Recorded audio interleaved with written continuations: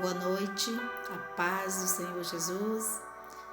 Dessa noite eu vou deixar uma mensagem da Palavra de Deus que se encontra no livro de Marcos, capítulo 11, o versículo 12. Falar um pouquinho sobre a parábola da figueira. Está escrito bem assim: E no dia seguinte, quando saíram de Betânia, teve fome. Vendo de longe uma figueira que tinha folhas, foi ver se nela acharia alguma coisa. E chegando a ela, não achou senão folhas, porque não era tempo de figos. E Jesus, falando, disse à figueira: Nunca mais coma alguém fruto de ti. E os seus discípulos ouviram isto. Senhor, eis-me aqui nessa noite. Eis aqui tua palavra, Senhor. Fala nessa noite com o teu povo, fala com tua igreja, fala com os ouvintes, aquele que precisa ouvir essa mensagem nessa noite. Espírito Santo, me usa como um vaso na mão do oleiro nessa noite. E seja feita a tua vontade, não a minha, mas a tua vontade, Senhor. Eu já te agradeço em nome de Jesus. Amém. Amém. Glória a Deus. Que palavra, maravilhosa. Eu estava meditando, nessa noite, nesse versículo. E a palavra de Deus me falou muito sobre essa passagem, porque eu estava observando aqui na palavra que nesse capítulo 11, no versículo 11, Jesus ele entra em Jerusalém, ele entra no templo e ele começa a observar tudo ao redor do templo, Mas como já era tarde, ele sai ali de Jerusalém, sai do templo e ele vai para Betânia com os 12 discípulos. Primeiro, no versículo 11, Jesus ele entra em Jerusalém, ele entra dentro do templo e ele observa tudo em volta do templo. Ele sai no final do dia e volta para Betânia para dormir em Betânia. E no versículo 12, no dia seguinte, quando ele sai de Betânia, que eles vão voltando novamente para Jerusalém, a palavra nos diz que Jesus teve fome. E de longe Jesus avistou uma figueira que tinha folhas, Mas não é normal ter folha, a árvore? Sim, é normal, mas naquele caso ali não era normal, porque a figueira ela só podia ter folhas, muitas folhas, quando o fruto já estivesse no ponto da colheita, no momento que o fruto já estivesse pronto para ser alimento. E no caso ali daquela figueira, ela estava oferecendo, algo que ela não tinha para dar. No caso daquela figueira, ela estava toda cheia de folha. Quem passava pela estrada falava: olha, ali tem fruto, eu vou colher um fruto. Mas quando chegava perto, é como se estivesse enganando. E o que Jesus, ele nessa palavra, fala muito ao coração da gente. Porque a folha daquela figueira, ela mentia ter algo para alimentar e não tinha. E a palavra de Deus diz que Jesus, ele amaldiçoa aquela figueira.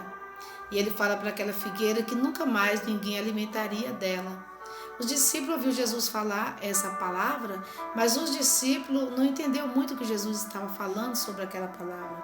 E a palavra de Deus diz que no verso 15, e vieram a Jerusalém, e Jesus entrando no templo, olha para ver, no versículo 11, Jesus ele entra em Jerusalém, ele entra no templo, Jesus ele tendo visto tudo ao redor, então Jesus entra no templo no versículo 11, ele observa tudo dentro do templo, ele observa, mas Jesus simplesmente ele volta para Betânia, Quando ele no outro dia seguinte, sai de Betânia, que ele volta de novo para Jerusalém, ele depara com essa situação, ele sente fome, ele vai alimentar da figueira, e quando ele chega na figueira, não tem o fruto para ele saciar a fome. Então, Jesus, ele fala com aquela figueira, né? Nunca mais coma alguém fruto de ti. E os discípulos ouviram Jesus dizer isso. A figueira representa o povo de Deus. E a figueira, nos dias de hoje, representa a vida de muitos cristãos. A palavra, o Espírito Santo de Deus estava falando no meu coração, que muitas vezes tem muitas pessoas vivendo de aparência. Uma aparência que parece que totalmente, né, tem frutos para oferecer. Mas quando Jesus passa perto ou chega perto, vê que é uma casca, só tem aparência por fora. Chegando perto não tem nada para alimentar os famintos, nem matar a sede dos que estão sedentos. E a palavra de Deus nessa noite vai falar porque as folhas daquela figueira representam muitas vezes aquela igreja, né, que está tudo muito organizada, muito bonita, né, prega bonito, né, mas não tem fruto. E muitas vezes também louvam bem, mas não tem fruto que alimenta alguém. E a palavra de Deus disse que muitas vezes também tem uma formação, tem uma teologia muito bonita, fala muito bem, mas não tem fruto. E a palavra de Deus diz que anda como um cristão, mas não tem fruto do Espírito. E aí você vai me dizer, missionária, e qual seria o fruto do Espírito? A palavra de Deus disse que se eu e você observar no livro, né, de Gálatas, o capítulo 5, nós vamos observar o que é fruto, né, do Espírito. Aleluia. E Jesus, ele fala que o crente precisa buscar no Espírito Santo, né, ter uma transformação, buscar uma transformação através do Espírito Santo de Deus, se converter de verdade.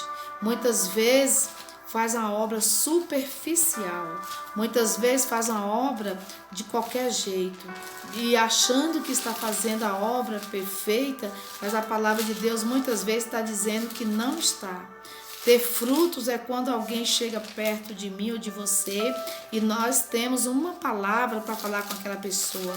E nós temos uma palavra, né, para que aquela pessoa se alimente da palavra do Senhor. Eu quero dizer para você, quantas vezes a gente vai em alguns locais, em algum lugar, e a gente observa que as pessoas estão superficial. Muitas vezes você não consegue ver, meus irmãos, minhas irmãs, uma palavra que edifica, uma palavra que transforma.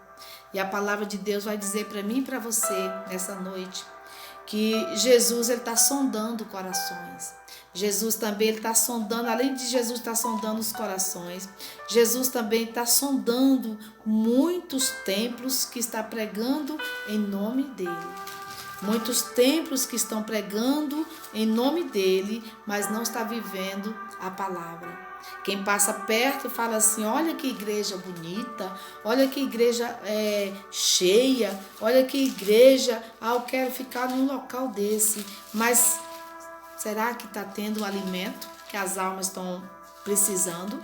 Porque hoje o que a gente mais ouve é que as igrejas não pregam muito mais sobre inferno, não pregam mais sobre céu, não pregam mais a palavra do Senhor, tem medo que os membros saiam, não prega mais sobre o pecado. E eu quero dizer para você, se nós não pregar sobre o pecado, meus irmãos, vai se tornar muito difícil para os novos cristãos se converterem. porque muitas vezes quer viver assim uma vida, né, de um evangelho fácil, um evangelho raso. E a palavra de Deus diz que Jesus, ele não falou para mim nem para você que o evangelho seria fácil, né, para nós pregar e viver ele, mas a palavra do Senhor afirma para mim e para você que a gente pode